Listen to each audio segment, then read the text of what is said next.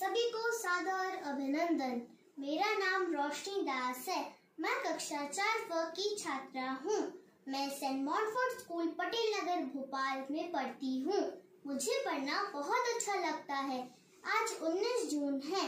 भारत में 19 जून को राष्ट्र पठन दिवस का 19वां संस्मरण मनाया जा रहा है। इस दिवस को देश में पुस्तकालय आंदोलन के जनक पीएन पेनिकर के सम्मान के रूप में मनाया जाता है।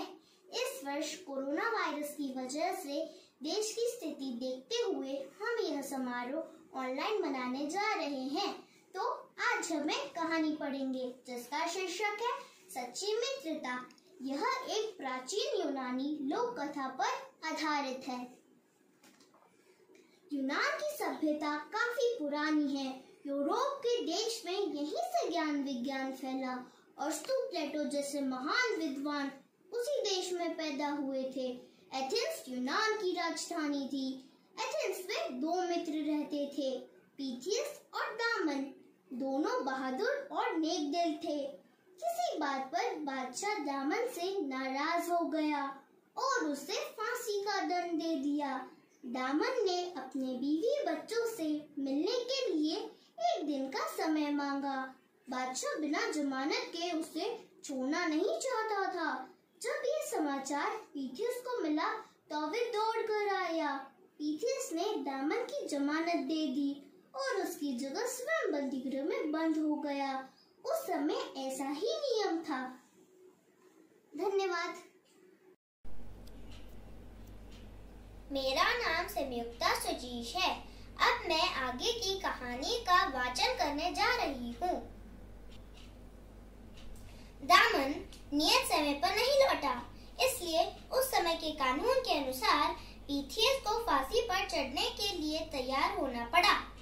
उसने अपने मन में कहा, निश्चय ही दामन के साथ कोई दुर्घटना घटी है या वह बीमार हो गया है, नहीं तो अब तक वह अवश्य पहुंच जाता। जो ही पीथियस फांसी के तख्ते पर चढ़ने के लिए तैयार हुआ, दामन घोड़ा दौड़ाता हुआ आ पहुंचा। उसका पहला घोड़ा पहुंचने से पहले ही थक कर मर गया था। दूसरा घोड़ा खोजने में उसे बहुत समय लग गया। बड़ी मुश्किल से उसे एक साधारण घोड़ा मिला, जिस पर चढ़कर वह फांसी की जगह ठीक समय पर पहुंच सका। मैं अनुष्का गुप्ता अगले पैराग्राफ का वाचन करने जा रही हूँ। दामन के वापस आ जाने पर पीथियस जरा भी खुश नहीं हुआ। वह मित्र के लिए अपने प्राण न्यौछावर करना चाहता था।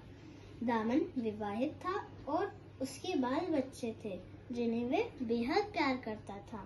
पीथियस अविवाहित था। फांसी पर चढ़ने के लिए दोनों तर्क वितर्क करने लगे, लड़ने झगड़ने लगे। धन्यवाद। राजा ने मित्रता की ऐसी मिसाल पहले कभी नहीं देखी थी।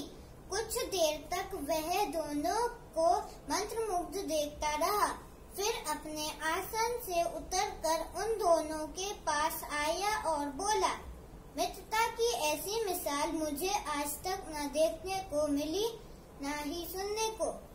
आप दोनों में से किसी को मरना नहीं होगा। यदि आप दोनों चाहें तो मेरे दोस्त बन जाएं।